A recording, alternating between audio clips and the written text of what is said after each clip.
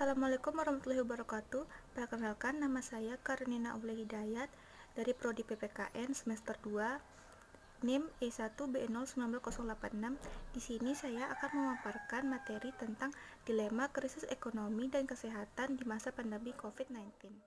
Akhir-akhir ini, dunia sedang dihebohkan dengan wabah penyakit yang berasal dari Wuhan, Cina, yaitu virus corona atau biasa disebut dengan COVID-19.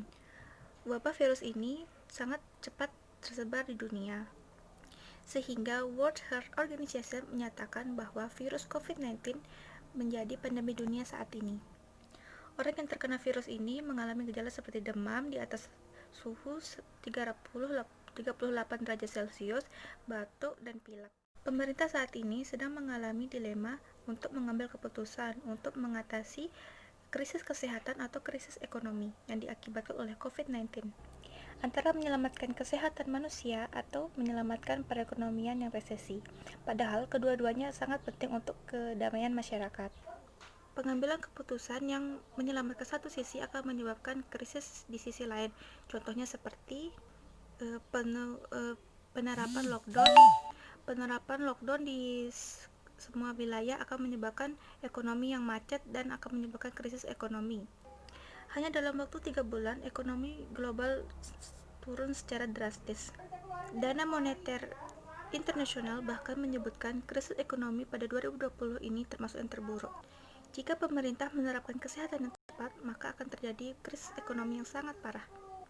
Sejumlah negara bahkan mengalami krisis ekonomi dan karena melaksanakan lockdown atau pembatasan sosial, bahkan pabrik-pabrik tutup dan semua toko ditutup.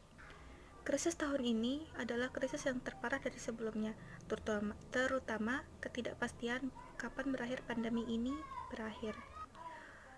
Hingga saat ini, belum ada obat yang mampu teruji secara klinis untuk mengatasi virus COVID-19 ini. Upaya menurunkan kurva kasus COVID-19 akan berdampak pada perekonomian, terutama pada penerapan karantina wilayah dan pembatasan sosial. Namun, ada juga yang mengatakan bahwa itu sebenarnya tidak perlu didebatkan, karena apapun yang terjadi, perekonomian saat ini memang sedang tidak baik-baik saja. Resesi ekonomi dipastikan akan tetap terjadi.